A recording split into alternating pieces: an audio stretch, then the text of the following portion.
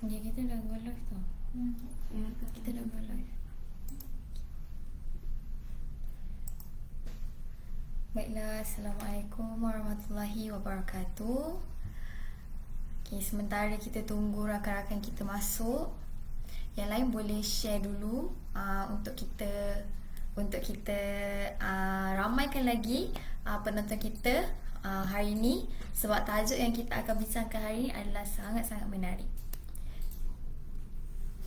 Baiklah, sebelum kita mulakan, dijemput untuk yang lain untuk follow dan subscribe social media kita, My Al-Mutahidah, dekat Instagram, Facebook dan juga YouTube.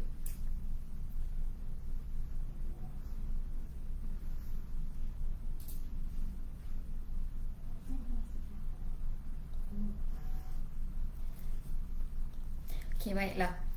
Sebelum saya menjemput penceramah kita pada hari ini, saya ingin berceritalah sedikit tentang penceramah kita, iaitu Ustaz Lutfi, iaitu Dr. Lutfi daripada Universiti Teknologi Mara, yang akan membentangkan topik iaitu di Malaysia pun boleh petah berbahasa Arab.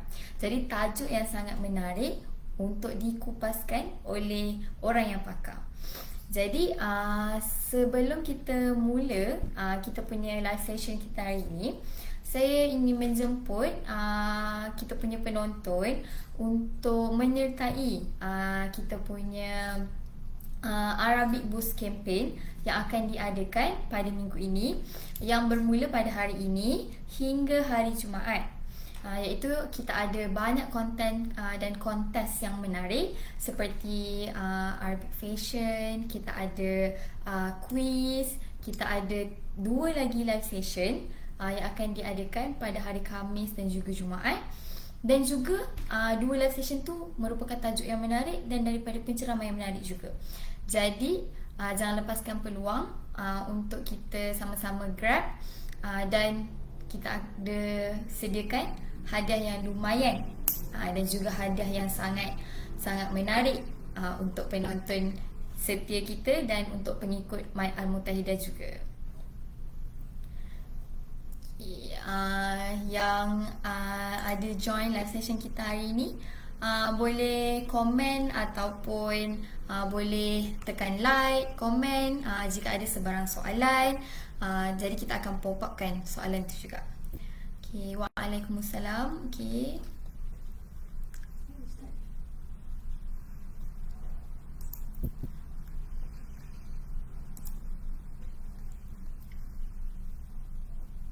Okay, jadi tanpa melengahkan masa lagi, saya akan menjemput penceramah kita pada hari ini untuk membincangkan topik kita yang menarik.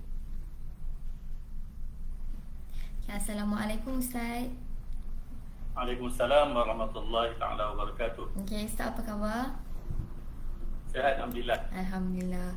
Okay, Saya jadi apa khabar? Sihat. Alhamdulillah, saya pun sihat juga. Saya dah tak sabar-sabar ni nak dengar Ustaz bagi talk hari ni. Okay, jadi sebelum kita mulakan kita punya live session Ustaz, boleh ke Ustaz kenalkan diri Ustaz dan juga tajuk yang akan kita bincangkan pada hari ini? Serba sedikit. Baik, bismillahirrahmanirrahim. Assalamualaikum warahmatullahi ta'ala wabarakatuh. Bismillahirrahmanirrahim. Alhamdulillahi rabbil alamin. Wassalatu wassalamu ala ashrafil anbiya'i wal mursalin wa ala alihi wa sahbihi ajma'in. Subhanaka la ilma lana illa ma 'allamtana innaka antal alimul hakim. Rabbi shrah li sadri wa yassir li amri wahlul 'uqdatam min lisani yafqahu qawli. Baik, terlebih dahulu saya mengucapkan berbanyak terima kasihlah kepada Al-Mutahidah Group, Education Group ni, Al-Mutahidah Education Group, yang sudi menjemput saya untuk berkongsi sedikit maklumat berkenaan dengan pembelajaran bahasa Arab.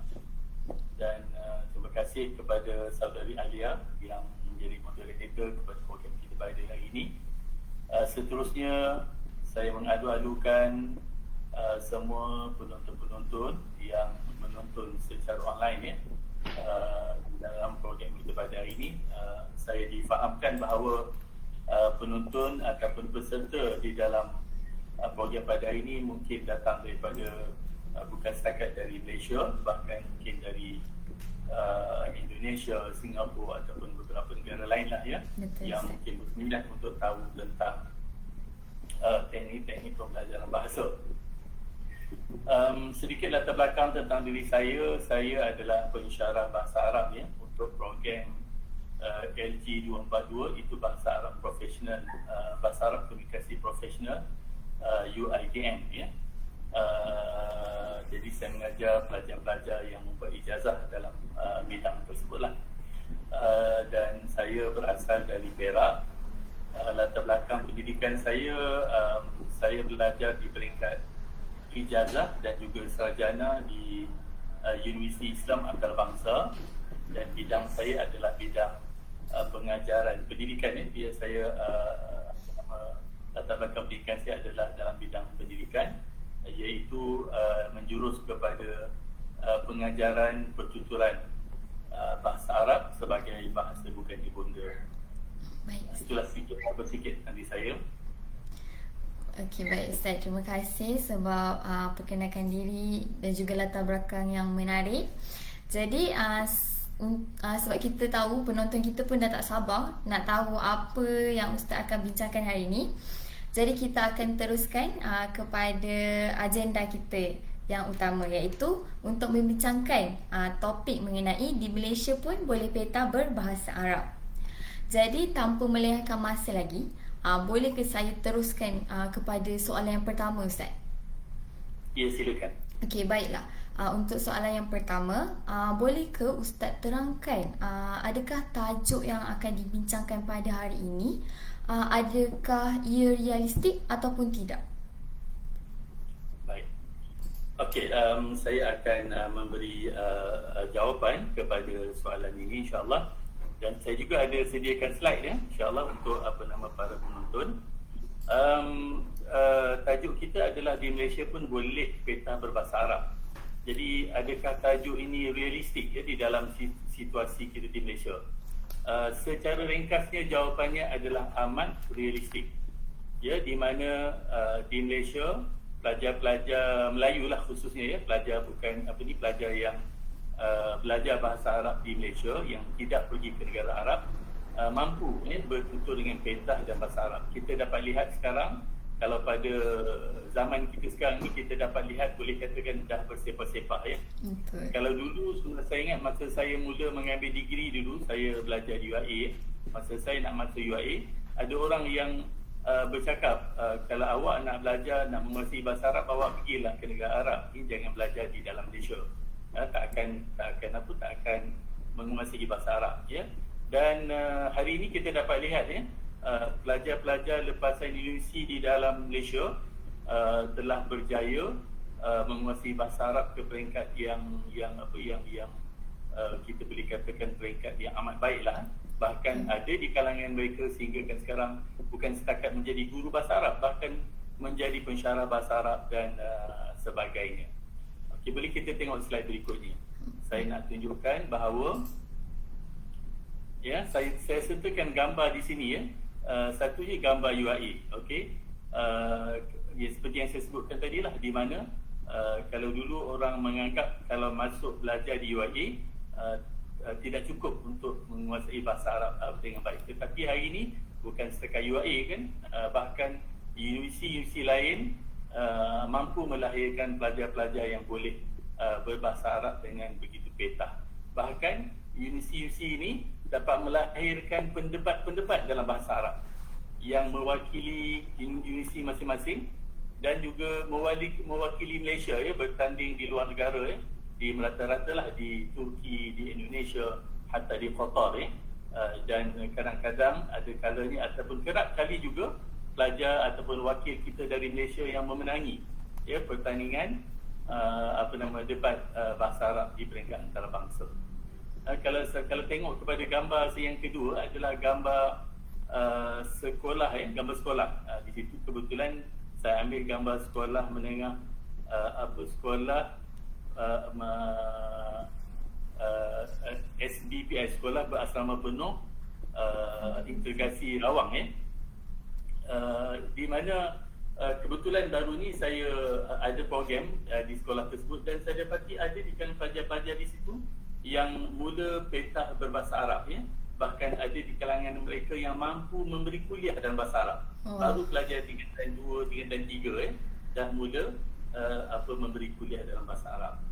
Dan kalau kita lihat gambar di bawah ni adalah gambar-gambar pendepan. Ini membuktikan bahawa kita di Malaysia dapat melahirkan orang-orang yang mampu berbahasa dalam bahasa Arab bukan setakat di peringkat universiti, bahkan di peringkat sekolah. Kalau kita tengok pertandingan yang dianjurkan di rata-rata tempat di Malaysia ni untuk peringkat kebangsaan contohnya, pertandingan debat di kalangan pelajar sekolah. Kita kagum melihat pelajar-pelajar sekolah baru tingkatan 3, tingkatan 4, tingkatan 5 mereka mampu berdebat berhujah dengan spontan di dalam bahasa Arab. Jadi ini membuktikan bahawa kalau nak belajar bahasa Arab tidak semestinya kita perlu pergi ke negara Arab. Bahkan walaupun kita tidak berpeluang ke negara Arab tapi kita hanya belajar di Malaysia, insya-Allah kita akan mampu menguasai bahasa Arab sebaik yang mungkin, insya-Allah. Insya-Allah. Ya. Okey.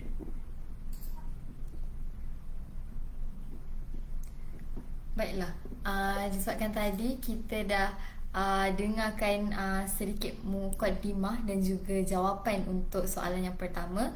Jadi kita boleh lihat yang bukan sahaja nak masuk universiti baru kita boleh belajar bahasa Arab, sedangkan dekat sekolah menengah pun kita dah boleh bertutur dan boleh dapatkan juga kita punya suasana untuk berbahasa Arab.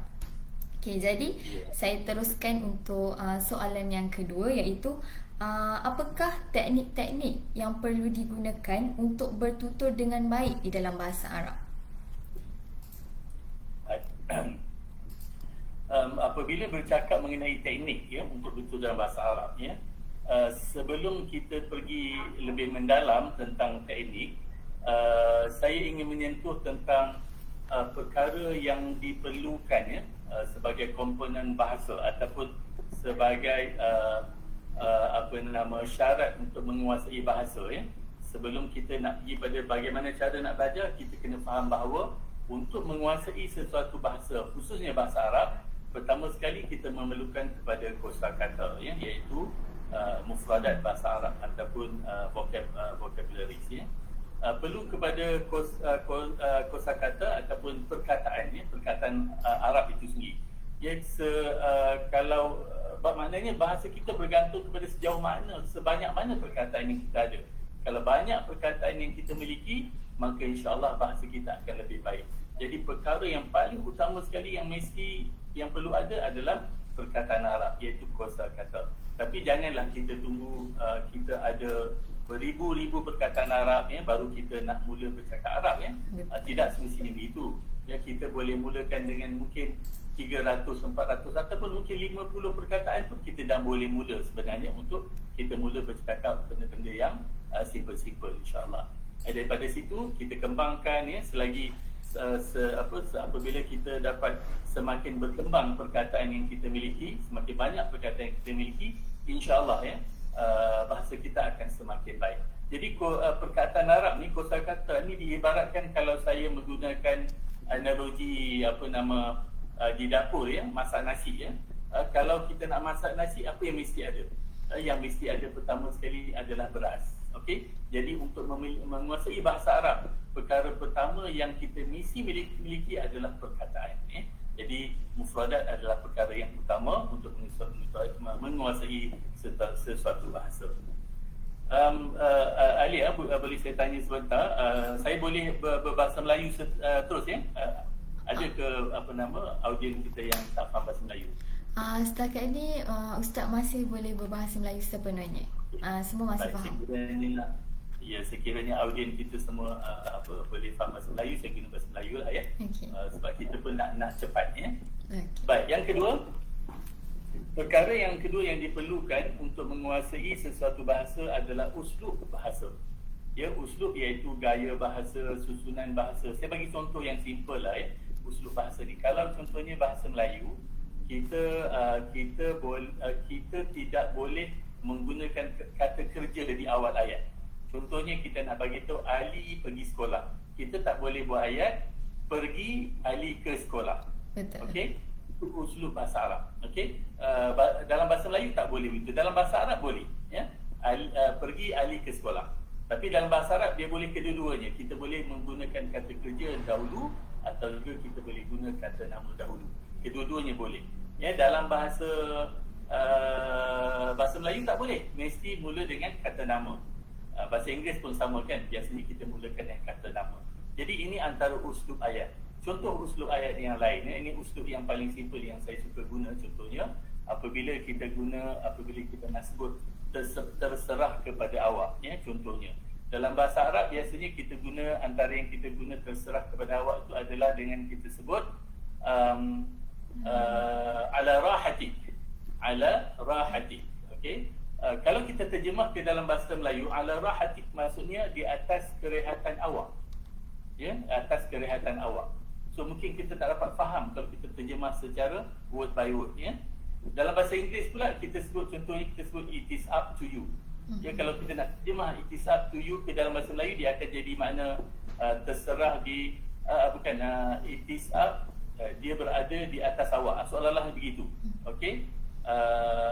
Tapi dalam bahasa Melayu kita kata terserah kepada awak. Kalau kita guna dalam bahasa Inggeris, kita tak guna pula perkataan surrender kan, serah kan. Betul. Jadi dalam bahasa Arab juga tak guna perkataan istislam contohnya, serah, tapi digunakan perkataan uslub yang lain. Jadi uslub-uslub begini yang kita perlu biasakan diri di dalam bahasa Arab, ya. Yang terutamanya uslub-uslub yang dia tidak sama dengan gaya bahasa Melayu. Okey. Kemudian seterusnya, jadi untuk menguasai bahasa Arab, kita perlu membiasakan diri kita dengan uslub bahasa Arab ataupun gaya bahasa Arab. Okey, di samping ada sedikit-sedikit perkara-perkara yang berkaitan dengan grammar, ya, iaitu di mana ada fa'ilnya, di mana ada maf'ul dan sebagainya kan. Nak guna dhamir yang macam mana yang sesuai, dia juga berkaitan dengan secara tidak langsung dia berada dalam uslub bahasa Arab. Baik.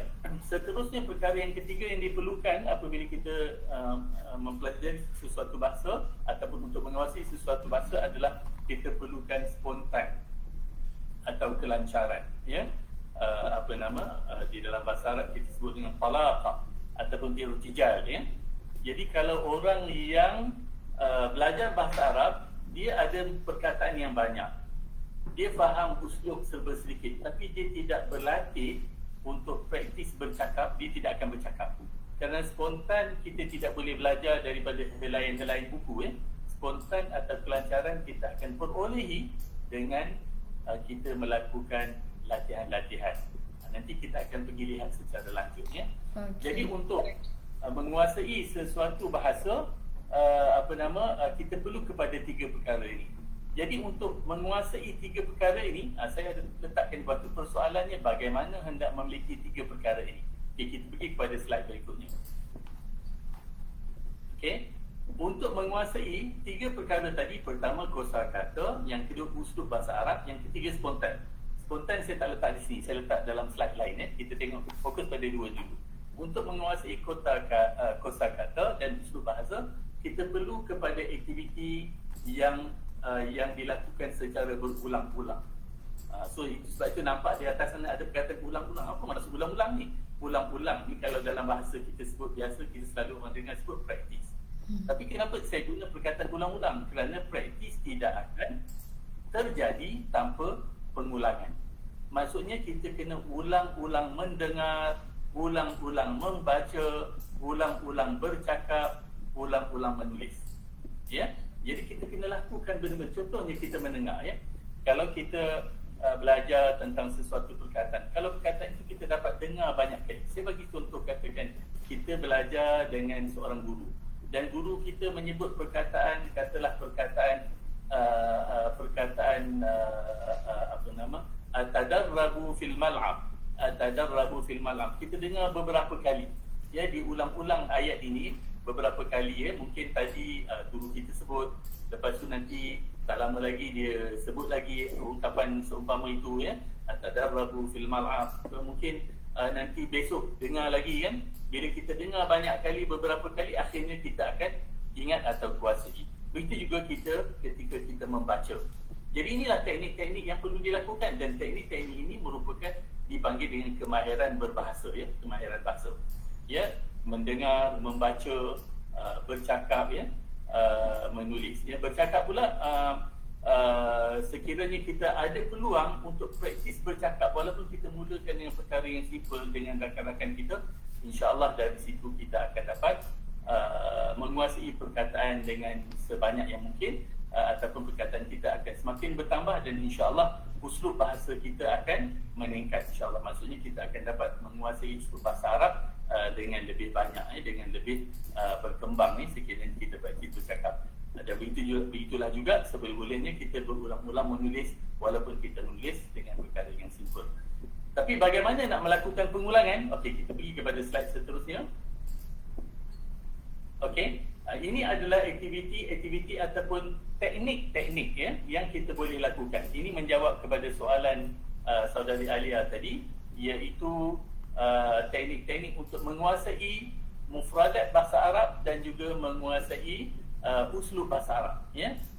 Apa dia punya teknik yang kita perlu lakukan? Kita perlu ulang tadi, kan. Jadi bagaimana ulang? Kita ulang membaca sesuatu bahan. Kalau dalam konteks kita di Malaysia ni, kita banyak bergantung kepada buku teks, walaupun kalau diikutkan dari segi teknik pengajaran bahasa atau pembelajaran bahasa, yang terbaik sekali dimulakan dengan mendengar, iaitu listening.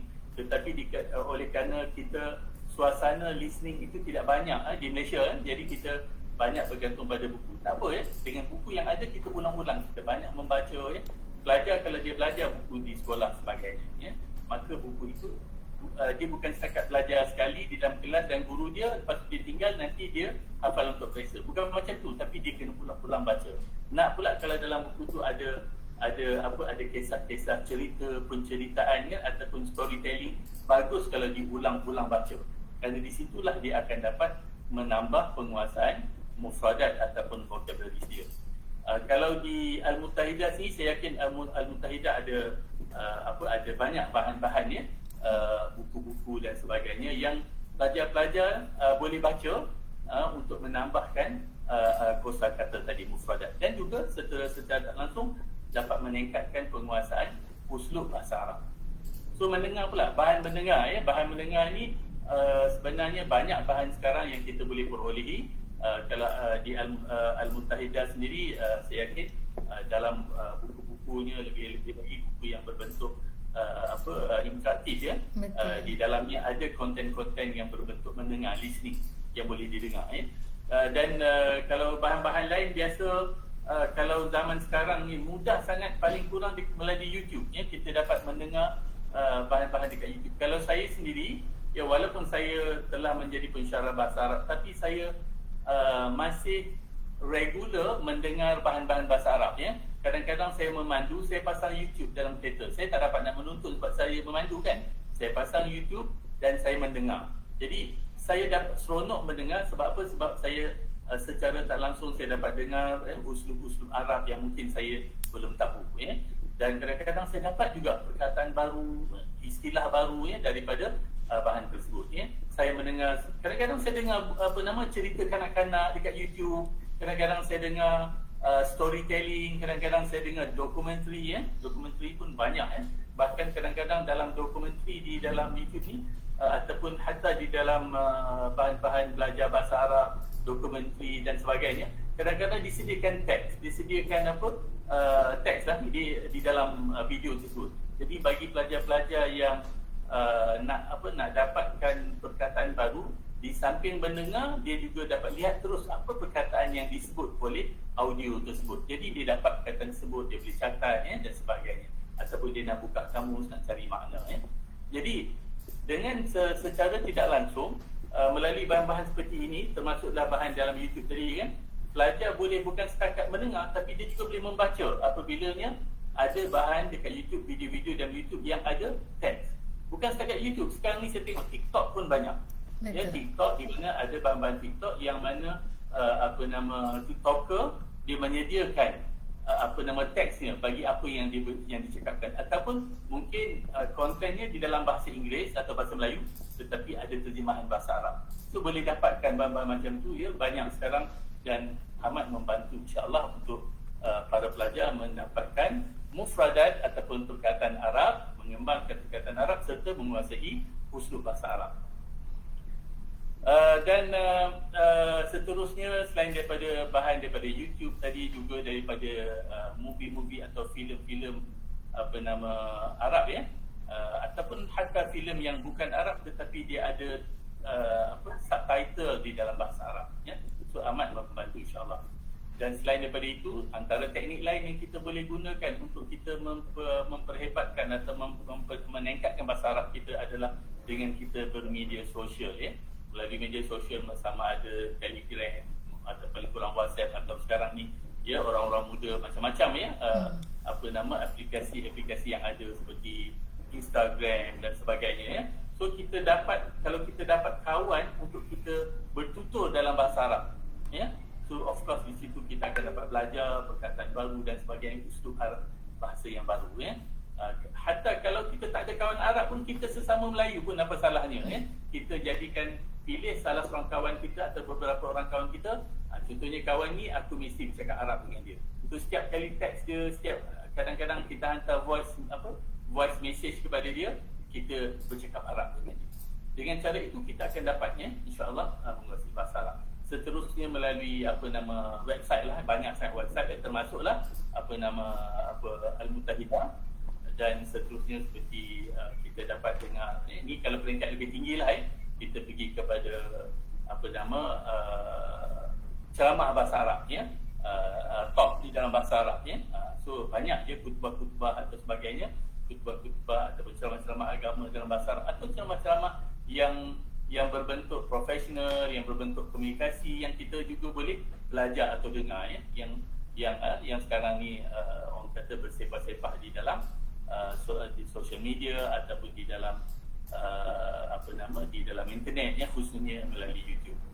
Dan seterusnya, apa yang kita perlu lakukan bagi orang yang nak mengukuhkan bahasa, dia boleh praktis untuk menulis okey. Baik, kita pergi kepada slide berikutnya.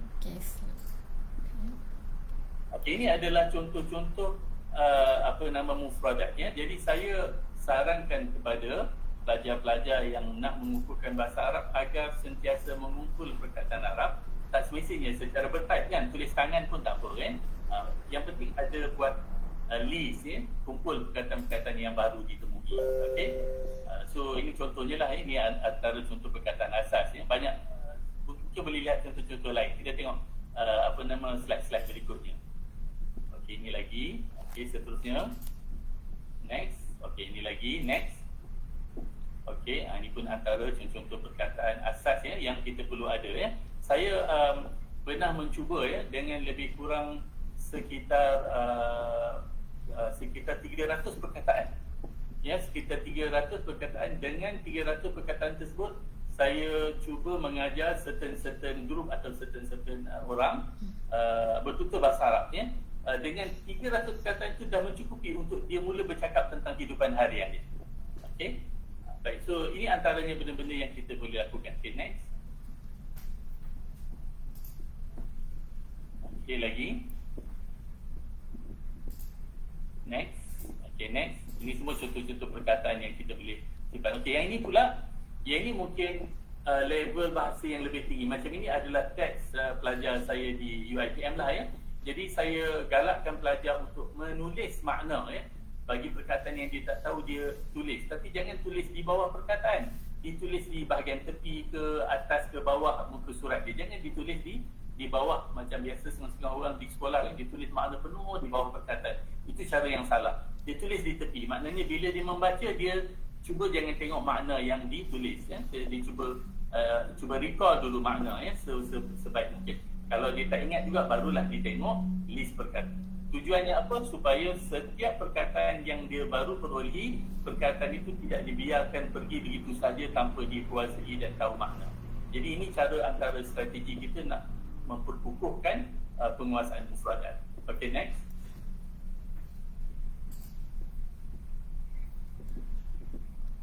Okay. Baik. So saya rasa setakat itu jawapan saya mengenai soalan yang kedua tadi. Jadi saya tertarik dengan apa yang Ustaz cakap tadi, yang kalau kita tulis maksud, kita tulis dekat tepi perkataan, jangan tulis dekat bawah perkataan. Sebab kebiasaannya kita akan tulis dekat atas perkataan tu je, sebab kita nak senang nak tengok kan. Tapi ini adalah cara yang menarik lah untuk kita test kita punya kemahiran menulis, dan juga kemahiran untuk kita ingat balik apa yang kita dah belajar.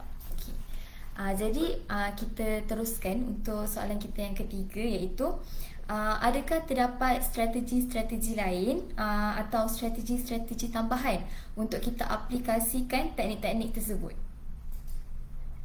Ya, okey, baik. Okay, terima kasih Alia di atas soalan yang ketiga tadi. Soalan yang bagus sangat. Sebelum saya jawab soalan ketiga, ya, berbalik kepada menulis makna di tepi, ya, untuk pengetahuan Alia dan juga penonton-penonton yang lain.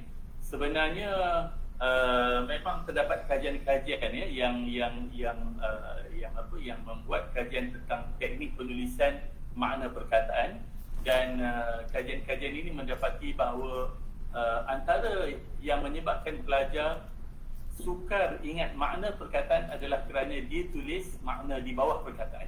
Kenapa, ya? Sebab apabila dia membaca teks Arab, otak dia belum sempat berfikir nak apa makna perkataan ini. Dia bagus bila kita berfikir begitu untuk membantu kita mengingati perkataan. Kita cuba teka, cuba recall balik, kan. Tapi apabila mata kita bagi tahu, makna dia dah ada di bawah. Mata dia tolong bagi tahu kita makna, kan.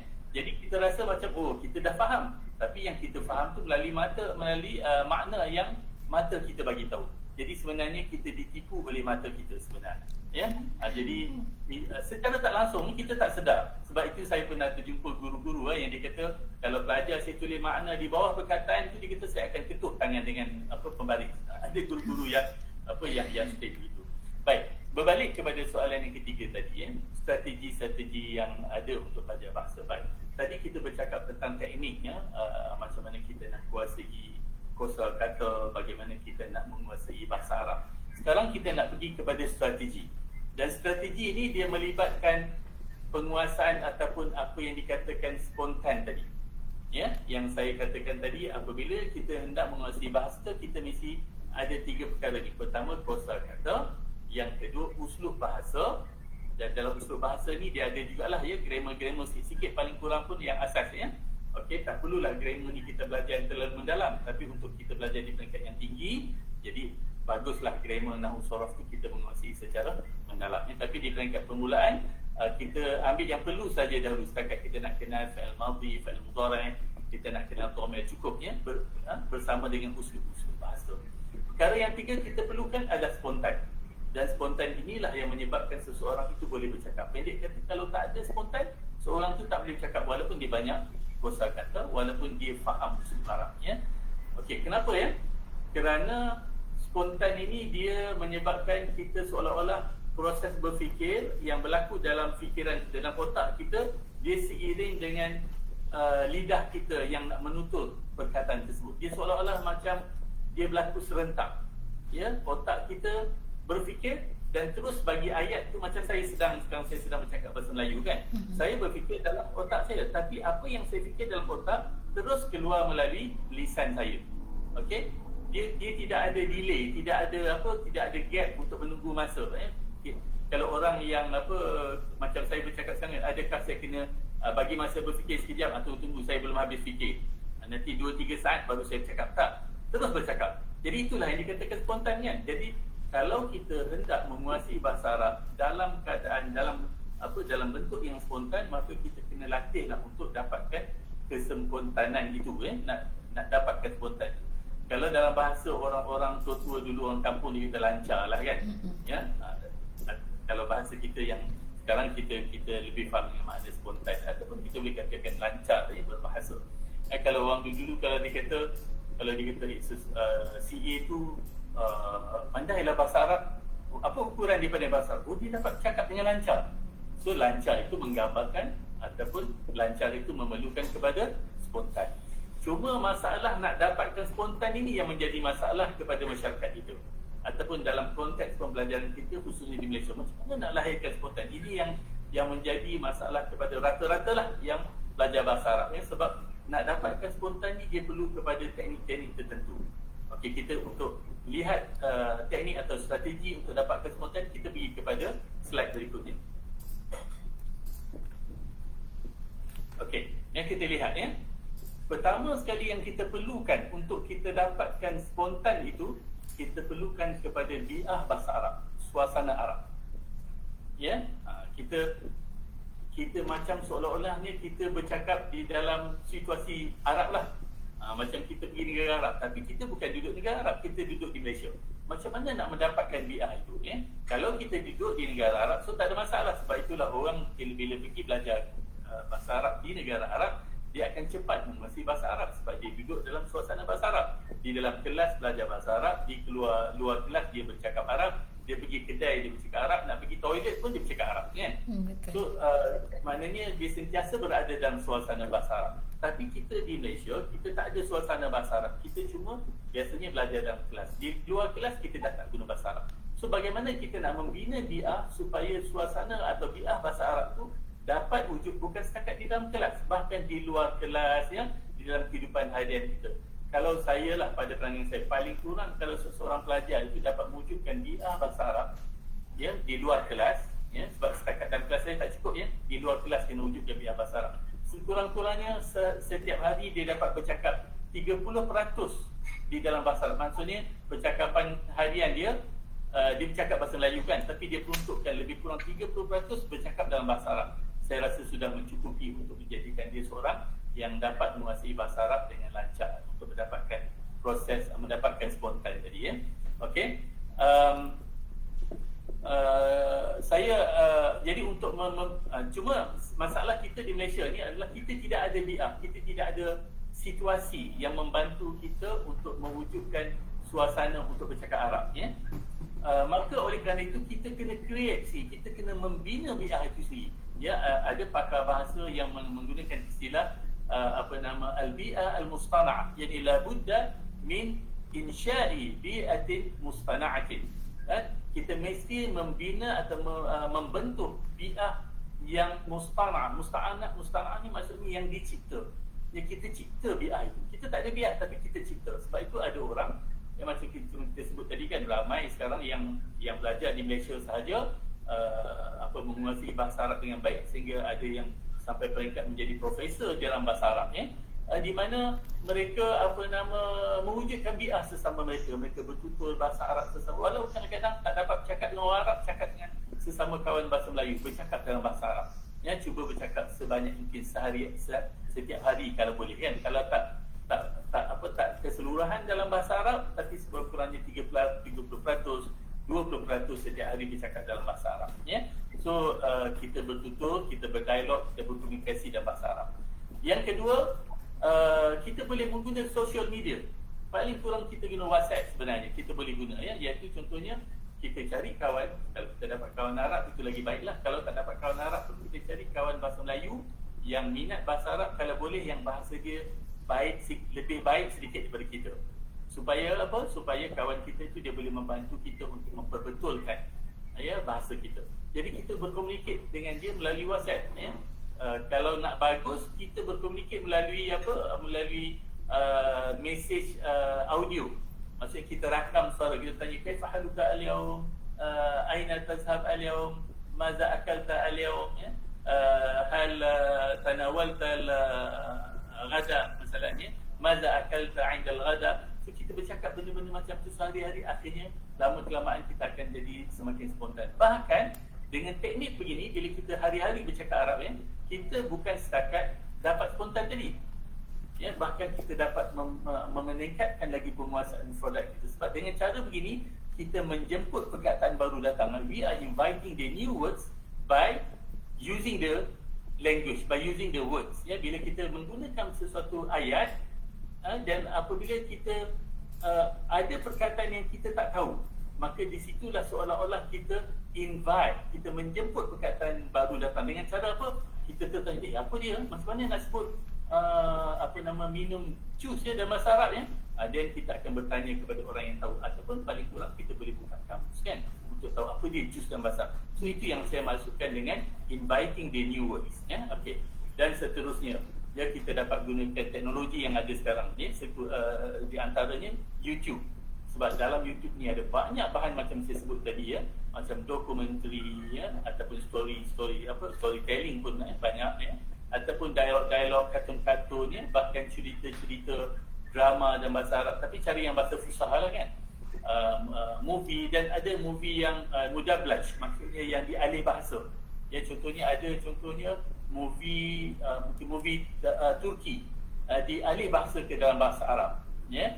Hatta yang dalam bahasa Arab sendiri pun banyak, banyak movie-movie yang menggunakan bahasa Arab Fusha, bahkan yang bukan Arab yang dialih bahasa ke bahasa Arab, ataupun movie ataupun drama yang bukan Arab tetapi dia ada subtitle dalam bahasa Arab.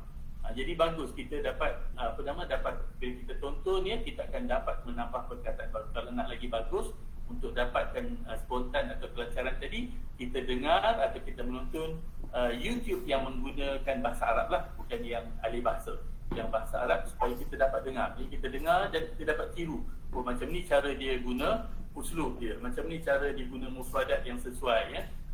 Dan kita akan dapat tambah mufradat baru. Jadi dengan cara ini insya-Allah kita akan dapat melahirkan spontan. Okey, cuba kita tengok slide berikutnya. Ini antara aktiviti yang kita mungkin boleh lakukan, ya, bagi orang yang nak bercakap Arab. Sekurang-kurangnya bila dah ada perkataan-perkataan yang asas kan, cuba describe tentang satu perkara. Macam tadi contohnya, ya, kita ada kawan dalam WhatsApp atau Telegram contohnya. Kita buat main macam teka-teki dengan dia. Okey, hari ni saya nak ceritakan pasal seekor binatang. Okey, saya pun ceritalah binatang, contohnya saya kata huwa hayawanun kabir ya'in fil ghaba ya'kul khadrawat wal fawakih la yanam 'ala sarir walakin yanam tahta syajara 'indahu qurtun wa uzun kabira. Bila saya cakap describe tentang binatang ini tanpa saya sebut binatang tersebut kan, kawan kita nanti cuba teka. Ya, dia teka, jawapannya dia teka, katakan dia kata kucing, alpin. So jawapannya salah. So kita tambah lagi kita punya description, kita punya penerangan kita. Maka dengan itu menyebabkan kita belajar how to describe, how to give the explanation, how to express what we have in our mind, ya. Dengan cara begitu kita boleh kembangkan bahasa kita dan dapat melahirkan lagi spontan tadi, ya. Dan itu juga kawan kita pula teka kita. Kalau kami di UiTM, kita selalu buat aktiviti yang lebih kurang macam ini. Secara lebih terperincinya kita panggil dia aktiviti manhana. Saya rasa pada pelajar UiTM semua arif lah tentang aktiviti tersebut. Okay, next.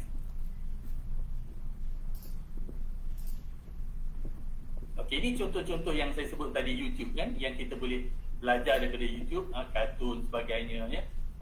Drama-drama Arab dan sebagainya, dokumentari, dan juga kalau tengok sini ada National Geographic pun ada dalam bahasa Arab, ya.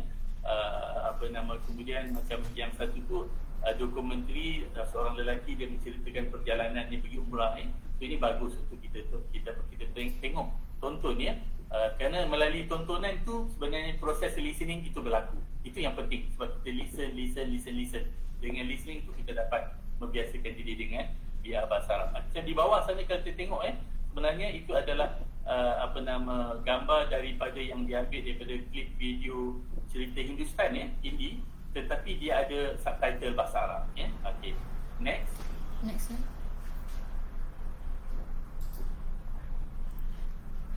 Okey. Baik, saya rasa dengan penjelasan saya yang tadi itu saya rasa mencukupi, ya, untuk menjawab soalan yang ketiga yang diutarakan oleh saudari Alia tadi tentang bagaimana atas strategi penguasaan untuk menguasai bahasa Arab. Okey. Baik, terima kasih Ustaz untuk penerangan bagi soalan ketiga tadi. Saya tertarik dengan Ustaz cakap secara spontan, dan saya ada beberapa soalan lah daripada saya. Tapi soalan saya ni sama juga dengan apa yang kita punya penonton ni tanya, iaitu Ustaz, macam mana kita nak atasi malu dalam berkomunikasi? Dia rasa macam tak confident bila nak bercakap.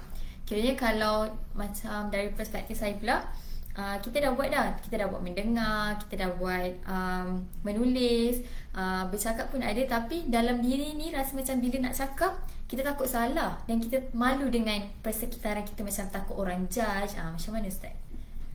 Okey. Baik, malu ni dia adalah satu perkara yang kalau dalam konteks kita di Malaysia, di kalangan orang Melayu khususnya, orang Melayu memang terkenal dengan rasa malu. Ya, kita pergilah, orang Melayu ni pergilah ke mana-mana negara, ya, rakyat di luar sana, bila orang di luar sana akan mengatakan orang Melayu ni pemalu, orang Melayu ni lemah lembut, ya. Atau pergi Mekah pun kita selalu dengar macam tu kan. Jadi memang kita tahu orang Melayu ni dia malu dan dia takut salah. Bila dia cakap Arab dia takut salah. Jadi pertama sekali nasihat saya, kena buanglah rasa malu tersebut. Okey, itu satu. Yang kedua, kalau bagi pihak yang badan-badan yang mengajar bahasa Arab ataupun institusi yang mengajar bahasa Arab, perlulah mencari teknik-teknik untuk untuk belajar beraktiviti tanpa rasa malu. Okey, antaranya kalau saya bagi satu contoh, kalau kami di UiTM lah, antara apa yang kita buat, kita adakan program yang kita panggil Tanwir Lughah setiap hari Rabu, ya, untuk pelajar-pelajar bahasa Arab, untuk pelajar yang mengambil jurusan ijazah bahasa Arab komunikasi profesional. Setiap hari Rabu kita adakan aktiviti yang kita panggil Tanwir Lughah, di mana melalui aktiviti ni pelajar-pelajar praktis bercakap. Ada yang rasa malu dan sebagainya kan, tapi dengan aktiviti itu dia secara tidak langsung dia terdorong untuk bercakap. Kadang-kadang kita tak paksa pun, tapi kita beritahu, okey, buat macam ni, dia akan terdorong untuk bercakap. Dan bahkan pelajar-pelajar ni dia akan rasa, oh, this is the time for me to practice. Dan tanpa rasa malu. Sebab apa? Sebab kami semua sama je. Semua orang akan bermula dengan kesilapan kan. Contohnya, macam kita buat aktiviti yang saya sebut Manana tadi kan. Jadi pelajar-pelajar dia seronok buat aktiviti Manana sehingga kan dia dah hilang rasa malu. Okey, antara lain kita suka buat aktiviti menggunakan teknik yang kita panggil gallery walk, ya. Pelajar dia buat persiapan sedikit atas kertas maklum sebagainya. Okey, seperti macam semasa Al-Muttahidah datang ke UiTM itu hari, Al-Muttahidah juga ada buat aktiviti seperti ini lebih kurang dibuat gallery walk di atas satu kertas, kemudian pelajar berbincang, bahkan mereka bentang kepada kawan lain.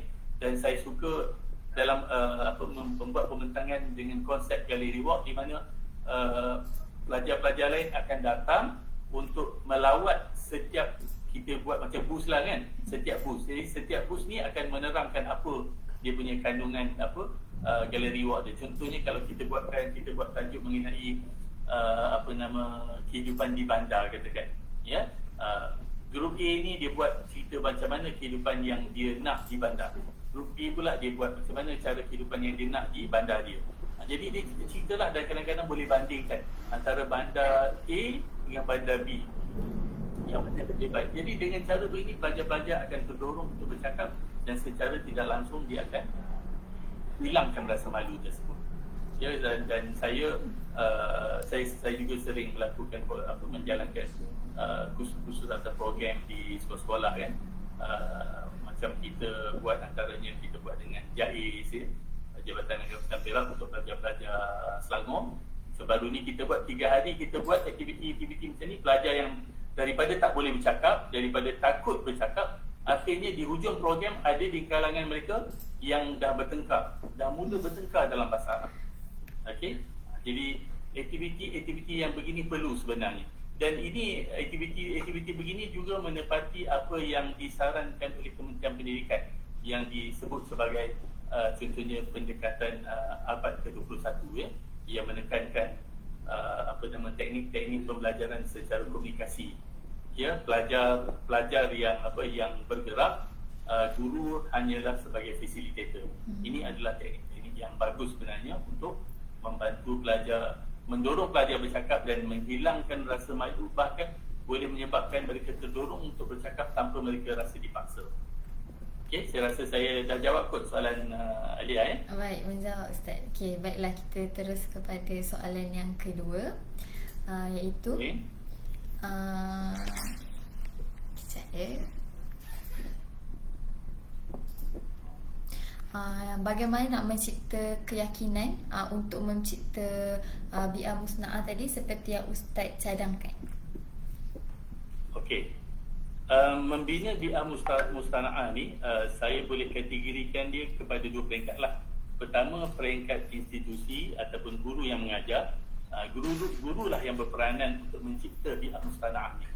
Dia kena, sebab kalau kita serah pada pelajar biasanya dia tidak nampak teknik yang dia nak buat kan. Tapi kalau guru pun perlu berpengalaman lah dalam membina bi'ah musna'ah ni ya. So dia akan menyediakan aktiviti macam saya sebut tadi kan, dia buat gallery walk dan sebagainya kan. Dia buat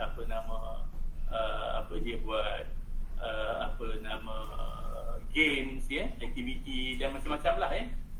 Ada aktiviti yang berbentuk contohnya task based learning, activity based learning ya, problem based learning, macam-macam aktiviti yang boleh dibuat untuk membentuk bi'ah tersebut ya. Saya bagi satu contoh lah. Contoh katakan kita nak mengajar pelajar-pelajar untuk bertaaruf. Kalau kita panggil, kita kumpul katakan 10 orang pelajar buat kumpulan kecil, okey, engkau cerita pasal diri engkau, pasal latar belakang keluarga kan, pendidikan. So dia akan terkial-kial, dia nak bercakap kan. Dia akan rasa, oh ini macam satu beban yang dihempap atas kepala dia. Sebab nak pula dia tak biasa bercakap. Mana nak cari mufradatnya dan sebagainya kan. Walaupun kita bagi list of words kepada dia untuk dia rujuk, tetapi dia still akan rasa susah nak elaborate. Maka kita buat game yang boleh menggerakkan dia untuk bercakap pasal diri dia. Ya, contohnya kalau saya antaranya saya akan buat satu table ya. Dalam table itu pelajar ni dia kena isi maklumat tentang keluarga dia. Okey, kena isi maklumat tentang keluarga dia.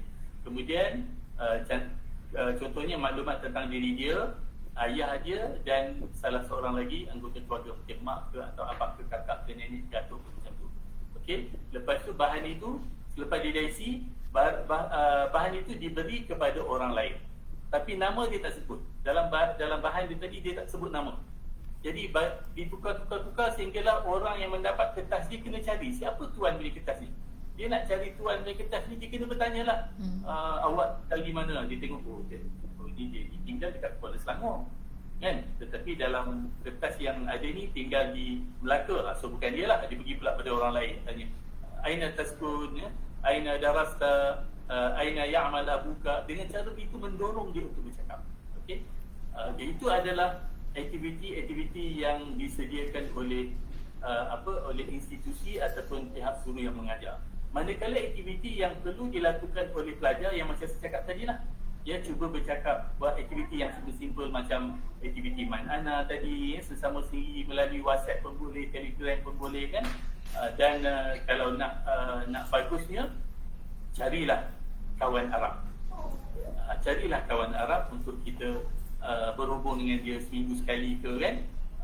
Kawan Arab ni pun ada teknik juga yang kita perlu pastikan supaya proses berdialog itu berjalan dengan lancar ya. Of course lah, kalau kita asyik bila kita kontak kawan Arab, kita katalah kita ada kawan Arab dari Jordan contohnya, kita kontak dia asyik bercakap benda yang sama je. Awak makan apa hari ni, awak pergi mana hari ni, awak tidur pukul apa. So boring lah kan. Maka kita kena sentiasa beri maklumat, berkongsi maklumat yang baru ya. Sehingga contohnya kita dah habis bercakap pasal kehidupan harian.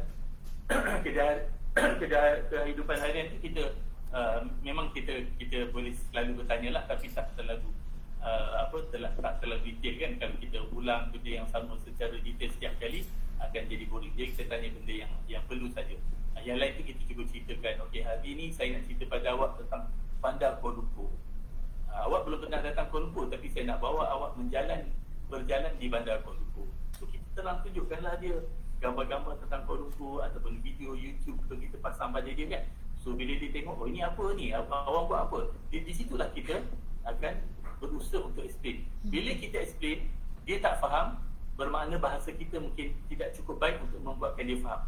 Tapi dengan cara itu mungkin kawan Arab kita membantu kita. Dia akan tanya soalan-soalan lain untuk membantu kita perincikan penerangan kita tadi yang akhirnya menyebabkan dia faham. Dan kalau biasanya orang Arab ni satu satu yang bagusnya pada orang Arab setakat pengalaman saya bertahun orang Arab orang Arab ni dia takkan ketawa kalau kita salah bahasa. Dia tak macam orang Melayu, dia takkan ketawakan kita, dia tak mengancingkan kita bahasa orang Buddha nak cakap. Dia tak mengancingkan. Bahkan kalau dia tengok kita salah, dia akan bantu kita, dia akan tolong bagi tahu kita. Okay.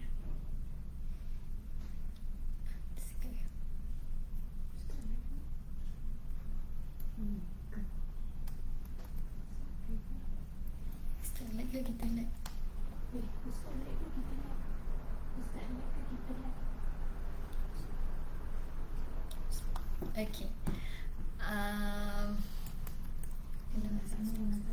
Okay, nampaknya kita ada sedikit masalah teknikal. Okay. Jadi sementara menunggu Ustaz untuk menghabiskan soalan yang kita utarakan tadi, jadi saya akan terangkan sedikit sebanyak tentang Al-Muttahidah Education Group, iaitu kami adalah sebuah syarikat yang menawarkan pakej pembelajaran bahasa Arab secara menyeluruh kepada setiap peringkat pembelajaran tanpa had umur. Jadi kami ada beberapa platform dan produk yang kami sediakan, seperti platform interaktif iaitu Barik. Barik ini adalah sebuah platform pembelajaran bahasa Arab untuk penutur bahasa-bahasa lain, dan platform pembelajaran atas talian yang dibintangi oleh dua karakter penting, iaitu Barik dan juga Majid. Okey.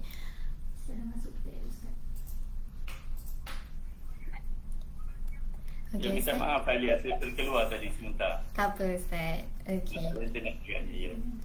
Okey, jadi Ustaz boleh teruskan sedikit untuk jawapan soalan Ustaz tadi, ataupun Ustaz dah habis untuk soalan tadi. Soalan saya tadi dah berakhir tadilah pada apa?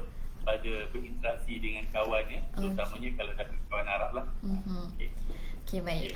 Jadi saya terima kasih untuk Ustaz untuk menjawab soalan yang kedua tadi. Jadi soalan-soalan yang tak terjawab kita akan post dekat social media kita untuk kita dedahkanlah kepada mereka dengan lebih terperinci. Dan saya nak simpulkan sedikit tentang live session talk kita hari ini, iaitu di Malaysia pun boleh beta berbahasa Arab. Untuk teknik-teknik yang telah dikongsikan oleh Ustaz Lutfi tadi, iaitu yang pertama kita kena ada mufradat lah, kita kena ada kosakata.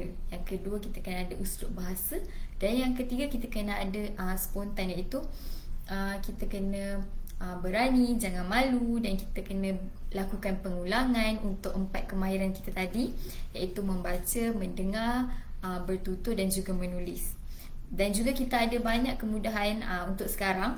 Kita ada YouTube, TikTok, dan juga Al-Muttahidah juga menawarkan buku-buku seperti Kalimon dan juga Arabic for Life untuk audio, mendengar dan juga menulis serta membaca.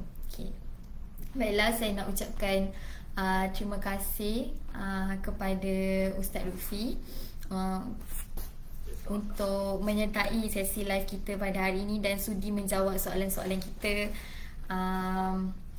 Jadi saya nak minta Ustaz untuk berikan kata-kata terakhir lah kepada penonton kita. Okey, saya nasihat saya kepada penonton-penonton lah terutamanya dalam kalangan pelajar. Sekiranya pelajar-pelajar yang berminat belajar bahasa Arab ni sekiranya nak menguasai bahasa Arab pada zaman sekarang ni dah terlalu mudah kerana berbagai kemudahan yang kita ada, termasuklah teknologi dan sebagainya, paling kurang YouTube dan sebagainya, dan juga seperti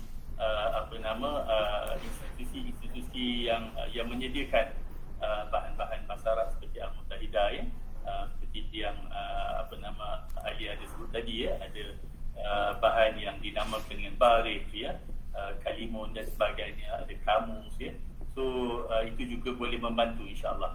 Yang kedua, nasihat saya kepada orang yang berminat bahasa Arab, sekiranya minat bahasa Arab bukan bererti anda hanya anda perlu menjadi guru atau ustaz atau ustazah bahasa Arab, tak semestinya begitu kalaulah anda adalah seorang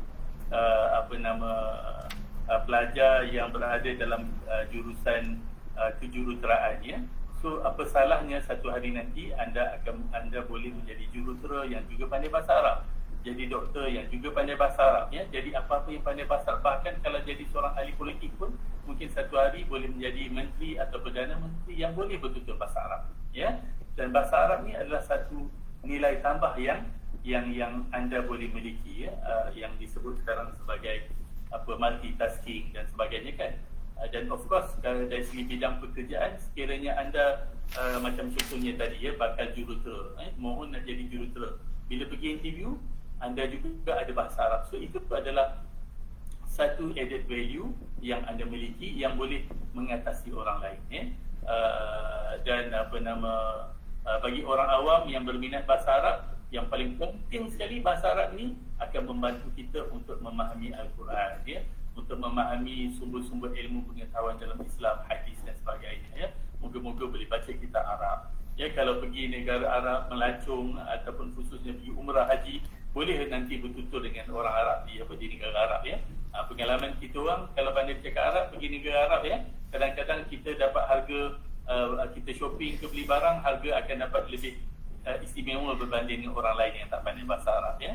Okey, so itu antaranya, ya. Dan insyaAllah saya mendoakan semoga anda semua dapat menguasai bahasa Arab dan enjoy, ya, rasa seronok untuk menguasai, belajar dan menguasai bahasa Arab. Ya, itu saja saya rasa daripada saya. Terima kasih semua. Baik, amin, insyaAllah. Okey, terima kasih Ustaz atas perkongsian Ustaz hari ini. Okey. Ya, sama-sama. Dan terima kasih semua, terima kasih kepada Al-Mutahidah. Okey, baik, sama-sama Ustaz.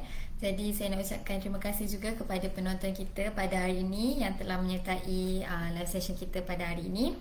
Jadi sebelum kita habiskan atau kita end live session kita hari ini, saya nak minta semua untuk like, follow dan subscribe kita punya social media, iaitu My Al-Mutahidah dekat Instagram, TikTok, Facebook dan juga YouTube kita, untuk dapatkan maklumat-maklumat tentang kempen yang kita akan jalankan pada minggu ini, iaitu Arabic Boost Campaign. Dan jangan lepaskan peluang untuk menyertai konten dan kontes yang kita jalankan untuk berpeluang memenangi hadiah yang menarik. Okey, baiklah. Setakat itu sahaja daripada pihak kami. Jumpa anda di lain hari dan Assalamualaikum. Terima kasih.